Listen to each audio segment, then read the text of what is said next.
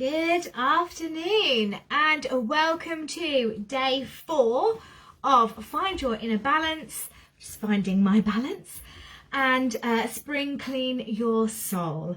I hope that you are having a fantastic day. It's looking a little cloudy out there, but there's no rain yet, so fingers crossed that it stays nice and dry. I hope you're having a lovely day and that you are ready. You're ready now to declutter from the spiritual body. And if this is your first time joining me, this is the first video that you have watched, I will go through very quickly what it is that we have been doing over the past few days. So before we begin, please make sure that you are ready for magical practice in whatever way that means for you. So if you would like to do a short meditation or open your chakras, which we'll be focusing on a little bit later on today, or you would simply like to do a quick breathing exercise, then please do those things now. And over the last few days, we have been decluttering and creating space within each of the 4 bodies. And we exist within 4 different bodies: the physical body, the emotional body, the mental body, and the spiritual body. And like I've said in previous videos, it's very important to differentiate between feelings and thoughts. And thoughts are not feelings, and feelings are not thoughts. Separating them into 2 different aspects of ourselves can help us to label them a little bit better and then understand the deeper meaning behind what those thoughts and what those feelings are and whether or not they are accurate. I've had some fantastic feedback about yesterday's session in particular, where I asked you to go really deep into those emotions and really think about what the underlying cause or starting point for those emotions are, and can you make that switch from an external cause to an internal. Okay, so what is it that is about your response and the way that you are reacting to certain situations, rather than they didn't do that or that situation affected me? What is the internal going on behind that? So I had some lovely feedback about that. I'm really pleased that you guys are really going all in with this and really making the space, creating that space in order to make changes for yourselves, which is absolutely amazing. And thank you so much for sharing your journeys with me. So today we are focusing on the spiritual body. And the spiritual body, and by that I'm also talking about the energetic body. So this is your soul, this is your aura, this is your personal energy, this is the sort of you that isn't thoughts, feelings, or your physical body. This is the other part, okay? This is the predestined part, the purpose as to why you are here, what you are supposed to be doing with this life, and the direction that your life is taking. So today we're focusing on the spirit, the soul, the energetic side, the energetic realm, the spiritual realm, that aspect of the self. Okay, and sometimes we forget that the spiritual side of us is so important. And this isn't necessarily about what you believe in. Beliefs are thoughts, and they're all about faith and our ability to trust in something that we cannot see. Okay, and so I'm not talking spiritually about your beliefs necessarily, although that can come into it, and of course your beliefs and your religious practices and all those kinds of things can be part of your spiritual self, but they are not the only part of your spiritual self. So when we're talking about the spiritual self, then what are the things that we are talking about? What are the things that are to do with that? And the first one and the most important is your intuition. Okay, we all have the ability to know. We all have the ability to be aware of what is happening around us. And oftentimes we stop that, we block that ability, and it's only with hindsight that we can look back and think, I knew that was going to happen, but I didn't do anything about it. Or I had a feeling that this was the case, but I didn't believe it, or I didn't want to believe it, or I didn't want to accept or acknowledge it. And we all have that ability within us. And if you think of it in the same way as learning a musical instrument, we all have the ability to learn an instrument. We all can find a way to learn how to play the violin. And if we practice, we'll get really good at it. And if we are gifted in that area, then that knowledge and that feeling and that ability will come to us much faster. But we all have the ability to do it. It's whether or not we're putting the time, effort and energy into doing it. Okay? And one of the main problems that I have found from my clients is that they are not trusting their intuition. They either can't find it, can't hear it, can't acknowledge it in any way, or they know it's there, but they're ignoring it. Okay? And when I'm talking about intuition, I'm talking not just about the things that are going to happen, but also the things that are happening around us. That ability to walk into a room and think, something's not right here. This doesn't feel right. Okay? And so you're being able to listen to that intuition, that inner guidance, because we all have that inner guide. We all have that little voice that is telling us, don't take that path, or don't take that job, or this particular relationship feels perfect, or there's a bit of a red flag here, or whatever it is. We all have that nudging us along.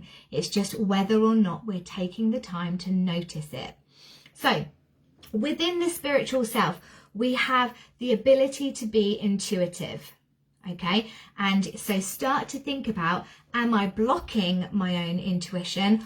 Do I understand what my intuition is trying to tell me? Am I recognizing the signs that my intuition is trying to connect with me? Okay, so intuition. And the second part of the spiritual self, in this way, the spiritual plane, the spiritual body, is guidance. And again, we are all guided, and sometimes we can be guided by the others. And when I refer to the others, I mean, of course, anybody who does not exist on the physical plane. So if you want to label this as angels or fairies or spirit guides or spirit animals or totem animals or ancestors or whatever it is that aligns with you, that's the label to use. And we're all being gently nudged along with guidance. We've all got somebody there that's looking out for us and gently steering us in the direction that aligns with what we are here to do, what our soul purpose is. Okay, so are you taking notice of that guidance when it comes around? I had a client who told me a story that she kept seeing feathers when she was out walking her dogs, and she said, but these feathers are stuck in the ground with the feather upright like this. And she said, I've been seeing them for weeks. And I said to her, okay, and have you actually taken notice of what that could mean? And she said, well, what do you mean? I said, well, that doesn't happen for everybody. Not everybody is going out walking and seeing feathers sticking up out of the ground as a regular, normal thing. So this is a piece of guidance for you. This is something specifically for you that you need to take notice of. And it was at that point that she sort of realized and had that moment of, oh, I've been receiving this guidance and I've been completely ignoring it or not accepting it for what it was when she saw it. Okay, so The second part is guidance. So intuition, guidance. Are you taking notice of the guidance around you? Are you seeing the same thing over and over again? Are you hearing the same phrases over and over again? Are you experiencing deja vu? Are you experiencing a feeling like, oh, I've been here before, or I've felt this before, this feels really familiar? Are you experiencing those things? And if you are you taking notice of them? And if you aren't, is it that perhaps you're not even recognizing that the guidance is there? Okay, so all those things like repeated numbers, repeated signs, repeated patterns that are emerging in your life, they are all aspects of guidance that you need to unpick and determine what they actually mean. And then the next aspect within your spiritual body is connection. Okay, this is a big one, because in order to rebalance, in order to find that inner peace, you have to find a way to balance within the four bodies, and also within the environment that we're in, within the earth. Okay, so are you connected to the four elements, for example? Do you find that there's one element that pulls you really strongly and the others aren't? And then are you asking the question, is it because I'm lacking that element in my life? Or is it because that one's the most familiar, that's the one I'm comfortable with, and actually I've got too much of that in my life? So start to think about whether or not you are connecting to earth, air, fire and water, and what those things represent. So earth would be the physical body, air would be the mental body, cups, talking tarot now, water would be the emotional body, and fire, I guess, is the spark of life. So I guess I would put that, if within the four bodies, as the spiritual body. You may have different alignments. You may feel that the elements connect differently to the different four bodies, and that is down to you and your connection with them. You don't just need to take what I say and run with that. If you feel differently, then go with how you feel and what feels right for you. So are you connected to the elements? Are you connected to the earth, as in the planet Earth? Are you spending time in nature at all, with animals, with plants? Are you walking? Are you doing something that connects you to the planet that we live on? Okay, and in the wider sense, the solar system that we're in, the universe that we're in, what's the one that's smaller than the universe? Galaxy. The galaxy that we're in. Are you connecting to astrology and the stars in the sky, and what their connection and their movement is, and how it affects your life? Are you connecting to the moon and how the moon influences the water, the mood, the emotions in your life? And I know that I'm going quite deep into a lot of stuff that I have not talked about with you before, and I'm sure that as the months go on, these are all things that I will be talking about at some point. But are you connecting to all of these things that have influence on us, and are you noticing that influence and doing something about it? And then finally, are you connecting to the others? Okay, so are you connecting to, and again, this may change depending on what your beliefs are. Are you connecting to those that have passed over? Are you able to listen to the guidance or the protection that they offer, if you believe that is accurate for you? Are you able to connect to your inner guide? And I've spent a long time over the last few days asking you to create an inner space, and within that inner space is where your guide will be. As part of my program, we do a lot of work on connecting to the inner guide and listening to that guidance as well. Sabrina's asking if we've lost you. I'm still here, Sabrina. Is anybody else not hearing me? Please let me know. Just give me a thumbs up if everything's okay for you. send me a comment if it's not. Sabrina, let me know if you are still around. So yes, connecting to the others. So I've spent a long time talking about the inner space, and within that inner space we meet the inner guide. And as part of my program, we do a lot of work with the inner guide and actually listening to that guidance, listening and building that connection with them. So the others that you are connecting to, there may be gods or goddesses or higher powers or higher consciousnesses, whatever label you want to give them. Are you connecting with them? Is that something that you want to do, but you don't know how? What are the connections for you? Do you have a real affinity with dragons or fairies or pixies or goblins, or whatever those mythical creatures are?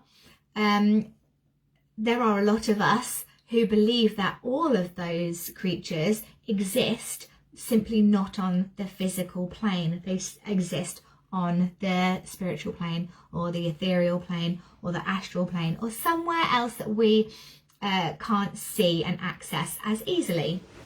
So are you connecting to the others, and is that something that you are wanting to, sorry, I'm just moving my position, getting pins and needles. Are you wanting to connect with the others, spirit guides, spirit animals, all of those kinds of things? Is that connection there? Is it strong? Are you able to work with those connections, those others, if you choose to, and if they choose to work with you? So start to have a think about what it is that's in your spiritual body. And a big part of this as well, we've talked about guidance, intuition, we've talked about connection, and now I want to talk about purpose. A lot of your spiritual self is whether or not you are fulfilling your purpose, okay? And we are all here to do something. And that may be something massive, and it may be something small, but we're all here to do something, and we're all here uniquely. So there will not be another me. There will not be another you. You're the only person, you're the only version of you that there is. Okay? And there's only you can do the thing that you need to do in the way that you do it.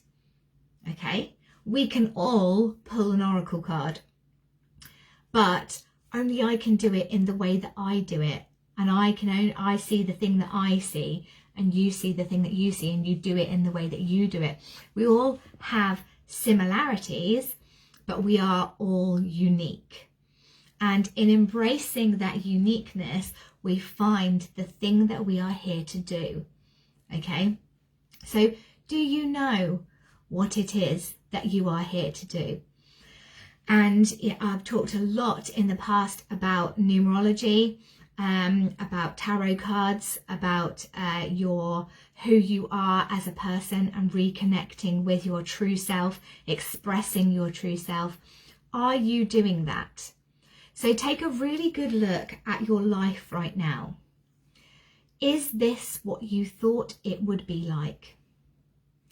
Is this what you wanted for yourself? And I'm not talking about oh, I'm a single mum and I never wanted it to be that way. I'm not talking about the events of my life or your life. I'm talking about the direction that it's going in and who you are. Okay? Is this who you thought you'd be? If it's yes, that's great. And how can you expand on that and develop that guidance, that connection, that intuition? And if it's not, what is it that you feel is missing? What is it that has taken you off of your path? And the thing that I have found about your soul purpose, and the thing that you should be doing in your life, I don't like that word, but the things that you could be doing in your life, the path that you are following, is if you are following your path as closely as you can, your life is easier. It's when you veer away from the path that suddenly there's a lot more obstacles. And I'm not saying that if you find your path in life, if you find your soul purpose, everything falls into place and everything's easy peasy. No, of course it's not. We've still got lessons to learn. We've still got obstacles to overcome. But actually, being far away from what our soul purpose is makes everything that much harder. Okay, because it's like people are putting, things, spirits, the others are putting those blockages in the way to say, this is not the way for you. Turn around, go a different way, choose a different path. So start to think about what exists there in your spiritual body. What do you feel is missing? Where are your blockages? Okay, so have a little think about that. And then we're going to start to look at how do we then clear those energetic blockages. And we're going to do two things. The first one is I want you to be able to recognize your own energy and what it feels like. Okay, because when you feel an energetic shift, that can be a sign that something is not right. A thought is occurring that isn't the right one for you. A feeling is coming up that needs addressing and dealing with. So we can feel in our own energy that something is different. So when you are ready, and you can do this later, you don't need to do it now. I would like you, as I've said before, to find a quiet moment and take a few deep breaths if you need to. And if you have an inner space, go into your inner space if you like. If you don't, and you've never done any kind of meditation or anything before, simply sit quietly for a second. And I want you to see if you can feel your energy, what your energy feels like. Okay, if you've never done anything like this before, a really easy way to know that you can feel energy is to transform kinetic energy, so moving energy, into heat energy. So we do that by rubbing our hands. If you rub your hands, you're using kinetic energy, the movement of your hands. You are creating heat between your hands, and you can keep going until your hands feel nice and hot. I'm just going to do it really quickly for you to show you, and then hold your hands apart. And you should be able to feel that there is something in the space. And this isn't about, pushing your hands further and whatever. This is about being able to feel something that is happening outside of your body. Okay? So if you can feel that, you know that you have the ability to sense and feel energy. So go into your inner space if you have one, sit quietly for a moment if you don't, and just see if you can feel what you feel like. Start at your feet if you like, and determine what's an internal feeling, what's an external feeling. So right now, I can feel the socks on my feet.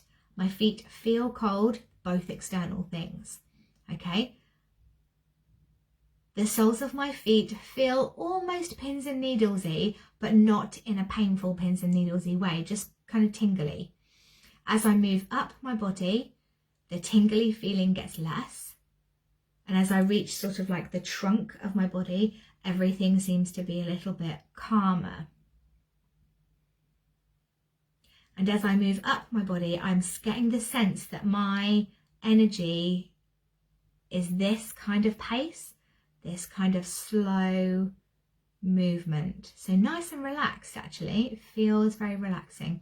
And I usually describe my energy as waves, just gently coming onto shore and drawing back again. And that is the kind of motion that my energy has to it. And you'll often find actually that I rock a little bit, particularly when I'm standing. I will just have a ever so slight rock to my energy. So that's what my energy feels like. I'm telling the difference between external and internal.